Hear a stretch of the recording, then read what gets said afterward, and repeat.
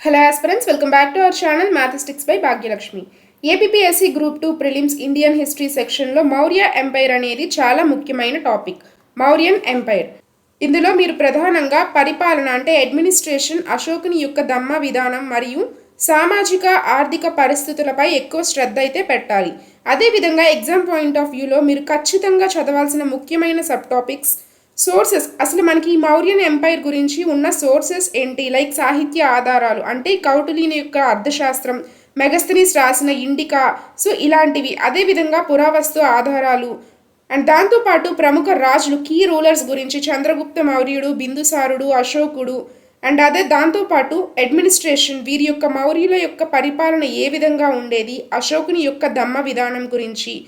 And లాస్ట్గా మనం చూసుకున్నట్లయితే ఆర్ట్ అండ్ ఆర్కిటెక్చర్తో పాటుగా డిక్లైన్ ఆఫ్ ఎంపైర్, అసలు ఈ సామ్రాజ్యం మౌర్యన్ ఎంపైర్ ఎలా ఏ విధంగా పతనం అయ్యింది అనేది కూడా మనం చూసుకోవాలి. సో ఈ టాపిక్స్ అన్నీ కవర్ చేస్తూ ఈరోజు టాప్ 40 ఎంసీక్యూస్ అయితే డిస్కస్ చేయబోతున్నాం.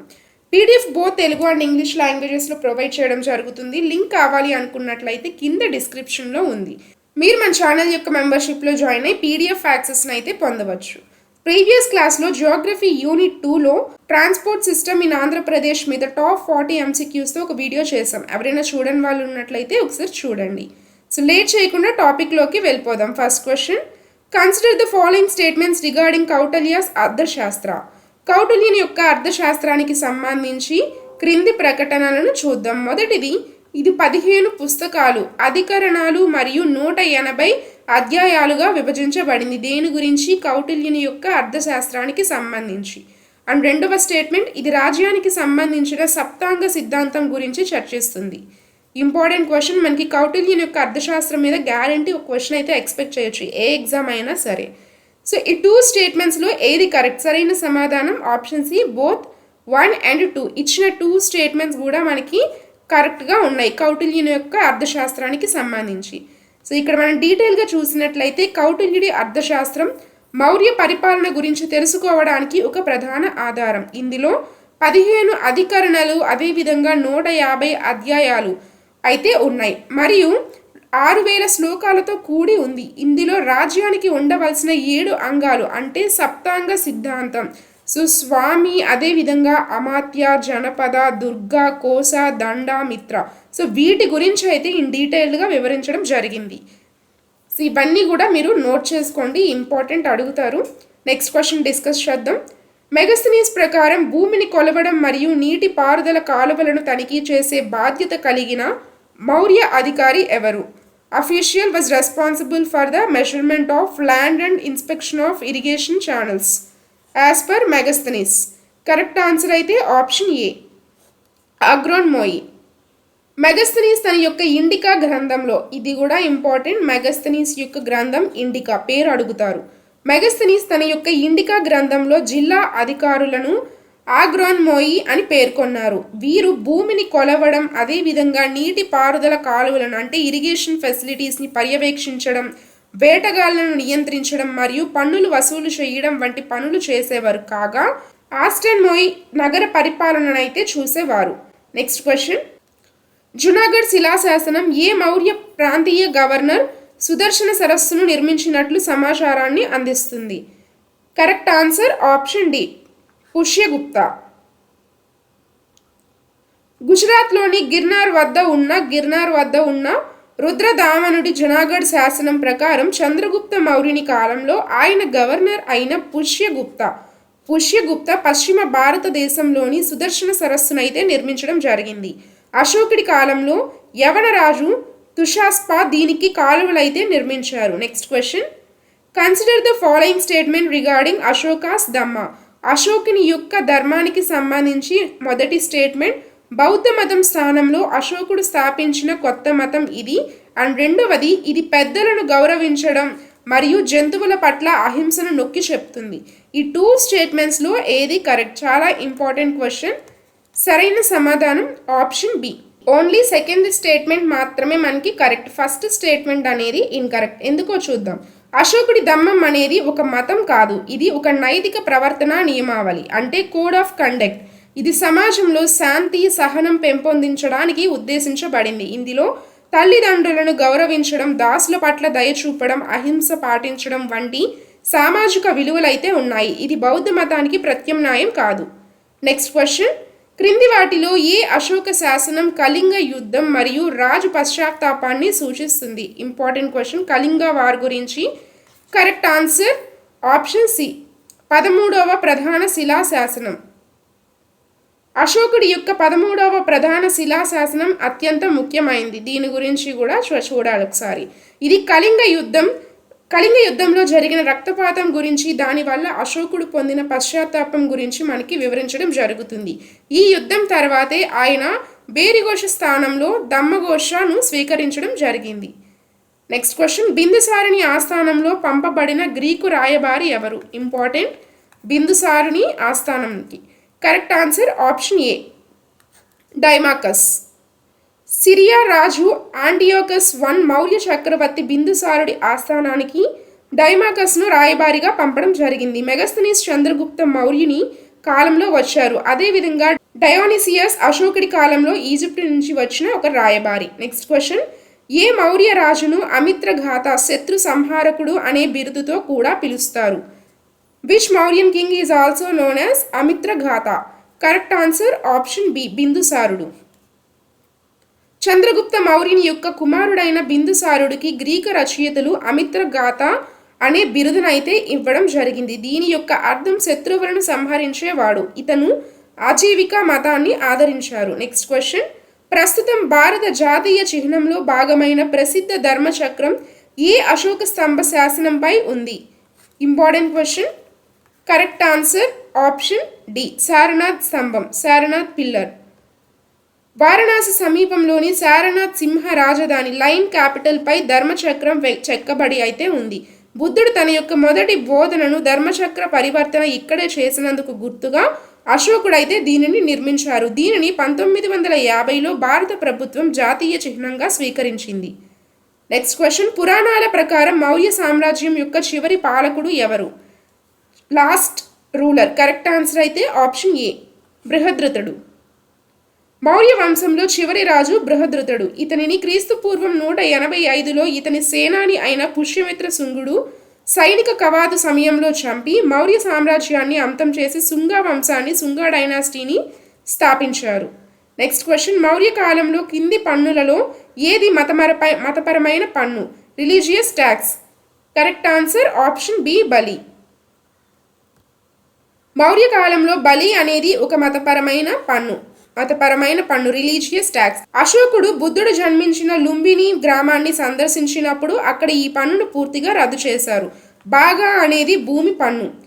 Next question, consider the following statements regarding the Mauryan administration. Maurya పరిపాలనకు సంబంధించి మొదటి స్టేట్మెంట్, సమాహర్త ప్రధాన ఆదాయ వసూలు చేసే ఒక అధికారి, అండ్ రెండవది సన్నిదాత ప్రధాన ఖజానా అధికారి. ఈ 2 స్టేట్మెంట్స్లో ఏది కరెక్ట్? సరైన సమాధానం ఆప్షన్ సి, బోత్ 1 and 2. కౌటిల్యుని యొక్క అర్థశాస్త్రం ప్రకారం సమాహర్త రాజ్యానికి వచ్చే ఆదాయాన్ని, అదేవిధంగా పన్నులను వసూలు చేసే ఒక ప్రధాన ఆదాయ అధికారిగా వ్యవహరించేవారు. నెక్స్ట్ సన్నిదాత. సో ఇతను ఏంటి అంటే రాజ్యానికి సంబంధించిన ఖజానా అంటే ట్రెషరీ మరియు ధాన్యపు కొట్టు, స్టోర్ హౌస్ పర్యవేక్షణ బాధ్యతలు అయితే చూసేవారు.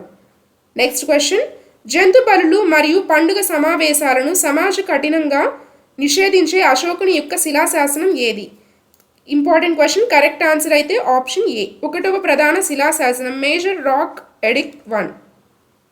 అశోకుని యొక్క 1వ ప్రధాన శిలాశాసనం జంతువులను బలి ఇవ్వడాన్ని పూర్తిగా నిషేధించింది. రాజు వంటశాలలో కూడా రోజు చంపే జంతువులను సంఖ్యను తగ్గించి చివరకు పూర్తిగా నిలిపివేసినట్లు ఇందులో పేర్కొనబడింది. అదేవిధంగా ప్రజా సమావేశాలైన సమాజాలలో జరిగే జంతు బలను కూడా అడ్డుకుంది. నెక్స్ట్ క్వశ్చన్, ఒప్పందం కుదుర్చుకున్న తర్వాత చంద్రగుప్త మౌర్యుని ఆస్థానానికి మెగస్తనీస్ను రాయబారిగా పంపిన గ్రీకు రాజు ఎవరు? Important question. Correct answer option C, Seleucus Nicator. క్రీస్తు పూర్వం 305లో చంద్రగుప్త మౌర్యుడు మరియు సెల్యూకస్ నికేటర్ మధ్య యుద్ధం జరిగింది. ఈ యుద్ధం ముగిశాక జరిగిన సంధి ప్రకారం సెల్యూకస్ తన యొక్క రాయబారి మెగస్తనీస్ను పశ్చిమ ఆసియా నుండి పాటలీపుత్రంలోని చంద్రగుప్తుని ఆస్థానానికి పంపారు. మెగస్తనీస్ రాసిన గ్రంథమే ఇండికా. మెగస్థనీస్ రాసిన గ్రంథం పేరు ఏంటి అని అడిగే ఛాన్స్ అయితే ఉంది. ఇండికా. నెక్స్ట్ క్వశ్చన్, కౌటిల్యుని అర్థశాస్త్రంలో పేర్కొనబడిన గూఢాచారి వ్యవస్థలో పనిచేసే మహిళా గూఢాచారులను ఏమని పిలిచేవారు? మహిళా గూఢాచారులను. Correct answer option B. విషకన్యలు, ఫీమేల్ స్పైస్. సో వీరినైతే విషకన్యలు అని పిలవడం జరిగేది. మౌర్యుల కాలంలో గూఢాచారి వ్యవస్థ అత్యంత సమర్థవంతంగా ఉండేది. గుప్తచరులు అని పిలువబడే ఈ వ్యవస్థలో మహిళలను కూడా ఉపయోగించేవారు. వారిలో శత్రు రాజులను అంతం చేయడానికి విషకన్యులు మరియు పరివ్రాజికలు నియోగించబడ్డారని అర్థశాస్త్రం పేర్కొంటుంది. సమస్త అనేది స్థిరమైన గూఢాచారుల యొక్క విభాగం. అదేవిధంగా సంచార అనేది సంచరించే గూఢాచారుల యొక్క విభాగం. నెక్స్ట్ క్వశ్చన్, కింది అశోక స్తంభ శాసనాలలో ఏది లుంబినిలో భూమి శిస్తును 1/8 వంతుగా తగ్గించినట్లు పేర్కొంటుంది?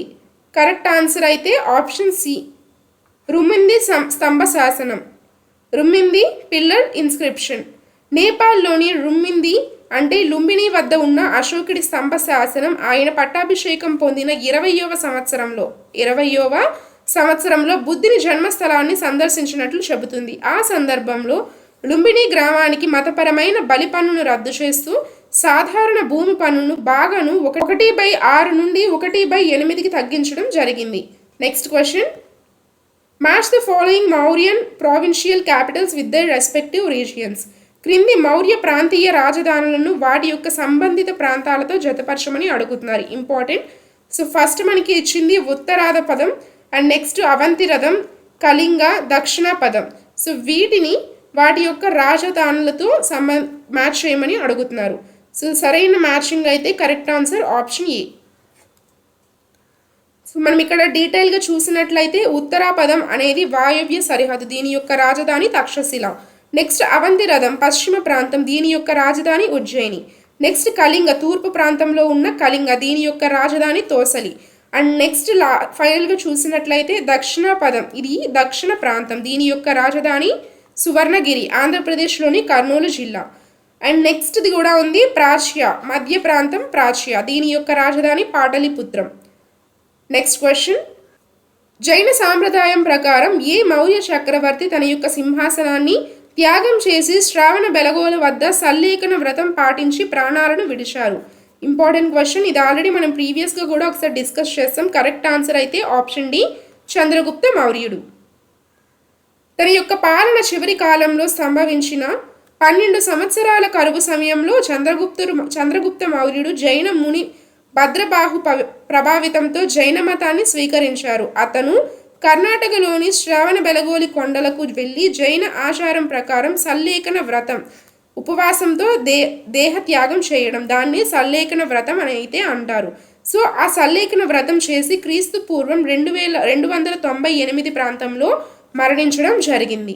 నెక్స్ట్ క్వశ్చన్, మౌర్య కాలంలోని ధర్మస్థీయ మరియు కంటక శోధన న్యాయస్థానాలకు కోర్టులు సంబంధించి క్రింది వాటిలో ఏది సరైనది? Correct answer option B, Dharmasthiya civil court, అదేవిధంగా కంటక శోధన అనేది నేరాల క్రిమినల్ కోర్టు.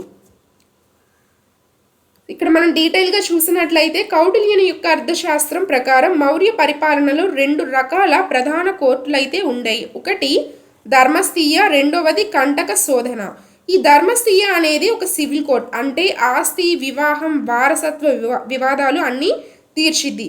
అండ్ అదేవిధంగా కంటక శోధన అనేది ఒక క్రిమినల్ కోర్ట్, ఇది హత్యలకు సంబంధించింది, అదేవిధంగా దొంగతనాలు, నేరాలు వీటన్నిటిని విచారించేది. అంటే క్రిమినల్కి సంబంధించింది మొత్తం కంటక శోధన అనేది చూసిద్ది. Next question, Antiochus II, Ptolemy II, అదేవిధంగా ఆంటిగోనస్, మగాస్ మరియు అలెగ్జాండర్ వంటి సమకాలీన గ్రీకు రాజుల పేర్లను అశోకుని ఈ శాసనం స్పష్టంగా పేర్కొంది? Important question. Correct answer option C, 13వ ప్రధాన శిలాశాసనం. అశోకుడు తన యొక్క 13వ శిలాశాసనం కేవలం కళింగ యుద్ధం గురించే కాకుండా అశోకుడు తన యొక్క దమ్మ విజయాలను 5 గ్రీకు రాజుల రాజ్యాలలో విస్తరించినట్లు పేర్కొంటుంది. నెక్స్ట్ క్వశ్చన్, మౌర్య కాలంలో ఉపయోగించిన బంగారు నాణేల పేరు ఏంటి? Important question. Correct answer option D, Suvarna. Suvarna లేదా నిష్కా అనేది ఒక బంగారు నాణం. అదేవిధంగా పన లేదా కర్షాపన అనేది వెండి నాణం. అండ్ నెక్స్ట్ మనం చూసినట్లయితే మాషక లేదా కాకని అనేది ఒక రాగి నాణం. నెక్స్ట్ క్వశ్చన్, మౌర్య పరిపాలనలో కొలతలు మరియు తూకాల పర్యవేక్షణకు ప్రత్యేకంగా ఇన్ఛార్జ్గా ఉన్న అధికారి ఎవరు? Correct answer option B, Pautavadhyaksha. కౌటిల్యుని యొక్క అర్థశాస్త్రం ప్రకారం 27 రకాల అధ్యక్షులు విభాగాలు ఉండేవి. నెక్స్ట్, వీరి యొక్క వర్తక వాణిజ్యాలలో వ్యాపారులు మోసాలు చేయకుండా తూకాలు మరియు కొలతలను తనిఖీ చేసి వాటికి ప్రమాణాలను నిర్ణయించే బాధ్యత అయితే పౌతవాధ్యక్షునిది. పన్యాధ్యక్ష వ్యాపారాన్ని, నెక్స్ట్ మనం చూస్తే సంస్థాధ్యక్ష అనేవారు మార్కెట్లను పర్యవేక్షించేవారు. నెక్స్ట్ క్వశ్చన్, అశోకుని సామ్రాజ్యం యొక్క బహుభాషా స్వభావాన్ని నిరూపిస్తూ క్రింది ఏ ప్రాంతంలో లభించిన ఆయన శాసనంలో అరమిక్ మరియు గ్రీకు లిపి భాషలు ఉపయోగించబడ్డాయి? Correct answer option C, Kandahar. ఆఫ్ఘనిస్తాన్లోని కాందహార్ వద్ద లభించిన అశోకుని యొక్క ద్విభాషా శాసనం అంటే బైలింగ్యువల్ ఇన్స్క్రిప్షన్లో మనకి గ్రీకు మరియు అరమిక్ లిపులు అయితే ఉపయోగించబడ్డాయి. వాయువ్య సరిహద్దు ప్రాంతాలైన షబాష్ గర్హి అదేవిధంగా మాన్సేహ్రాలలో ఖరోష్ఠీ లిపి వాడగా మిగిలిన భారతదేశం అంతటా కూడా బ్రహ్మీ లిపి అయితే ఉపయోగించారు. నెక్స్ట్ క్వశ్చన్, మౌర్య న్యాయ లేదా పరిపాలనా వ్యవస్థలో నగర కేంద్రాలలో శాంతి భద్రతలను పర్యవేక్షించే అధికారి ఎవరు? కరెక్ట్ ఆన్సర్ ఆప్షన్ డి, నాగరిక. మౌర్యుల కాలంలో నగర పరిపాలనాధిపతిని నాగరిక అని పిలిచేవారు.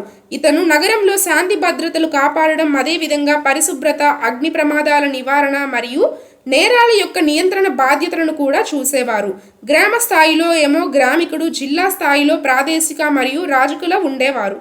నెక్స్ట్ క్వశ్చన్, మౌర్య ఆర్థిక వ్యవస్థలో సీత అనే పదం స్పష్టంగా దేనిని సూచిస్తుంది? Sita. Correct answer option B, ప్రభుత్వ లేదా రాజకీయ భూముల నుండి వచ్చే రాబడిని సీత అని అనేవారు. మౌర్యుల కాలంలో భూమిని 2 రకాలుగా విభజించేవారు. ఒకటి నేరుగా రాజ్యం ఆధీనంలో ఉండే రాష్ట్ర ప్రభుత్వ భూములు, క్రౌన్ ల్యాండ్స్ని సీత అని పిలిచేవారు. ఈ భూముల యొక్క నిర్వహణ బాధ్యత మొత్తం కూడా సీతాధ్యక్ష అయితే చూసేవారు. దీని ద్వారా వచ్చే రాబడి రాజ్యానికి ప్రధాన ఆదాయ మార్గంగా ఉండేది. Next question, Rock cut Barabar caves in Bihar were donated by Ashoka and his grandson Dashratha to the followers of which religious sect? Correct answer అయితే ఆప్షన్ ఏ, ఆజీవిక. బీహార్లోని గయా సమీపంలో ఉన్న బరాబర్ గుహలు అశోకుడి కాలంలో ఆజీవిక సన్యాసులకు దానం చేయబడ్డాయి. అశోకుని మనముడు దశరథుడు నాగార్జుని గుహలను అజీవికులకు దానం ఇచ్చారు. అజీవిక మతాన్ని మక్కలి గోశాలుడు స్థాపించడం జరిగింది. నెక్స్ట్ క్వశ్చన్, మౌర్య పరిపాలనలో నాణేల ముద్రణాలయం అంటే రాయల్ మింట్ పర్యవేక్షకుడు ఎవరు? Correct answer option C, Lakshanadhyaksha. Next question, ఏ గ్రంథం ప్రకారం చక్రవర్తి అశోకుడి ఉపగుప్తుని ప్రభావంతో బౌద్ధ మతంలోకి మారాడని తెలుస్తుంది? Correct answer option D, Divyavadana. ఉత్తర భారత బౌద్ధ గ్రంథమైన దివ్యావధాన మరియు అశోకావధన విభాగాలు ప్రకారం అశోకుడిని బౌద్ధ మతంలో చేర్చింది ఉపగుప్తుడు అనే ఒక బౌద్ధ భిక్షువు ఉపగుప్తుడు. కాగా శ్రీలంక బౌద్ధ గ్రంథాలైన దీపవంశ, మహావంశ ప్రకారం నిగ్రోధుడు అనే 7 ఏళ్ల బౌద్ధ భిక్షువు మాటల వల్ల అశోకుడు ప్రభావితుడు అయ్యాడనైతే ఉంటుంది. మౌర్యుల పరిపాలనా విభాగంలో స్థానీయ అనేది ఎన్ని గ్రామాల సమూహంతో ఏర్పడేది? కరెక్ట్ ఆన్సర్ ఆప్షన్ డి, 800 గ్రామాలు. సంగ్రహణ అనేది 10 గ్రామాల యొక్క సమూహం. నెక్స్ట్ కార్వాటిక అనేది 200 గ్రామాల సమూహం. నెక్స్ట్ ద్రోణముఖ అనేది 400 గ్రామాల సమూహం. అండ్ ఫైనల్గా స్థానీయ అనేది 800 యొక్క గ్రామాల సమూహం. ఇది ఆహార లేదా విషయ అనే జిల్లా స్థాయికి సమానంగా ఉండేది. నెక్స్ట్ క్వశ్చన్, సిరియా రాజు యాంటియోకస్ I నుండి బిందిసారుడు కోరిన వస్తువులలో చట్టపరమైన నిబంధనల ప్రకారం తిరస్కరించబడినది ఏది? Important question. Correct answer option C, తత్వవేత్త. బిందుసారుడు సిరియా రాజు యాంటియోకస్ I లేఖ రాస్తూ తీపి వైన్, ఎండిన అంజీర్ పండ్లు మరియు ఒక గ్రీకు తత్వవేత్తను పంపమని కోరాడు. యాంటియోకస్ వైన్ మరియు అంజీర్ పండ్లను పంపాడు కానీ గ్రీకు చట్టాల ప్రకారం తత్వవేత్తలను విక్రయించడం నిషేధమని పేర్కొంటూ తత్వవేత్తనైతే పంపడానికి తిరస్కరించాడు. ఇది కూడా ఇంపార్టెంట్ కాన్సెప్ట్, ఒకసారి చూసుకోండి. నెక్స్ట్ క్వశ్చన్, అశోకుడు బోధ్గయాలోని బోధి వృక్షాన్ని సందర్శించి తన యొక్క ధర్మయాత్రలను ప్రారంభించినట్లు తెలిపే ప్రధాన శిలాశాసనం. కరెక్ట్ ఆన్సర్ ఆప్షన్ బి, 8వ ప్రధాన శిలాశాసనం. నెక్స్ట్ క్వశ్చన్, మౌర్య పరిపాలనలో కస్టమ్స్ పోస్టులు లేదా నగర ప్రవేశ ద్వారాల వద్ద సుంకాలను అంటే ట్రోల్ ట్యాక్స్ వసూలు చేసే బాధ్యత కలిగిన అధికారి. Correct answer option A, Shulkadhyaksha. Next question, Megasthenes Indica ప్రకారం పాటలీపుత్ర నగర పరిపాలనను నిర్వహించే కేంద్ర కమిటీలో మొత్తం ఎంతమంది సభ్యులు ఉండేవారు? కరెక్ట్ ఆన్సర్ ఆప్షన్ సి, 30 మంది. Next question,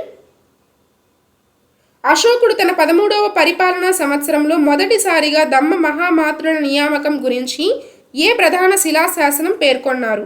correct answer option B, 5వ ప్రధాన శిలాశాసనం major rock edict 5. Next question, Maurya ప్రాంతీయ వ్యవస్థలో గ్రామీణ ద్రాబడి మరియు న్యాయ పరిపాలనలో రాజుగా కింద పనిచేసే ప్రత్యక్ష సహాయ అధికారి ఎవరు? కరెక్ట్ ఆన్సర్ ఆప్షన్ సి, యుక్త. నెక్స్ట్ క్వశ్చన్, కౌటిల్యుని అర్థశాస్త్రంలో వ్యవసాయ శాఖ మరియు ప్రభుత్వ భూముల యొక్క పర్యవేక్షణకు అధిపతిగా ఉన్న అధికారి పేరు? Correct answer option A, Sitadhyaksha. Next question, సిద్ధాంతపరమైన విభేదాలను పరిష్కరించడానికి మరియు అరాచకవాదాన్ని తొలగించడానికి చక్రవర్తి అశోకుడు పాటలీపుత్రంలో ఏర్పాటు చేసిన బౌద్ధ సంగీత ఏది సమావేశం? Correct answer option C, third Buddhist council, 3వ బౌద్ధ సంగీతి. నెక్స్ట్ క్వశ్చన్, మౌర్య కాలంలో ఆర్థిక సంక్షోభాల సమయంలో రైతులు, వర్తకులు మరియు చేతి వృత్తుల వారిపై విధించే అత్యవసర పన్ను అంటే ఎమర్జెన్సీ ట్యాక్స్ ఏది? కరెక్ట్ ఆన్సర్ ఆప్షన్ బి, ప్రణయ. నెక్స్ట్ క్వశ్చన్, కారవేలుని హంతి గుంఫా శాసనం నందరాజు తవ్వించిన కాలువను తోసలి వరకు విస్తరించినట్లు పేర్కొంటుంది. కారవేలునికి కంటే ముందు ఈ ప్రాంతం కళింగం సో ఏ మౌర్య పాలకుడి ఆధీనంలో ఉంది? Important question. Correct answer option C, అశోకుడు. మనకి క్రీస్తు పూర్వం 261లో జరిగిన కళింగ యుద్ధంలో అశోకుడు కళింగ రాజ్యాన్ని అంటే ప్రస్తుతం ఉన్న ఒడిస్సాలో జయించి మౌర్య సామ్రాజ్యంలో ఒక ప్రావిన్స్గా అయితే కలపడం జరిగింది. దాని రాజధానే మనకి తోసలి. సో మన తర్వాత అశోకుని తర్వాత మౌర్యులు పతనం సాధించాక కళింగలో చేది వంశానికి చెందిన కారవేలుడైతే స్వతంత్ర రాజ్యాన్ని స్థాపించడం జరిగింది. నెక్స్ట్ క్వశ్చన్, మౌర్య సైనిక వ్యవస్థ ప్రకారం రాజు తర్వాత మొత్తం సాయుధ దళాలకు సుప్రీం కమాండర్గా ఉండే అధికారి ఎవరు? Important. Correct answer option D, Senapati. Next question, Telugu ప్రాంతంలో మౌర్యుల యొక్క పాలనకు ప్రత్యక్ష ఆధారంగా ఆంధ్రప్రదేశ్లో అశోకుని మైనర్ శిలాశాసనం లభించిన ప్రాంతం ఏది? ఆన్సర్ తెలిసినట్లయితే కమెంట్ సెక్షన్లో కమెంట్ చేయండి. Thanks for watching.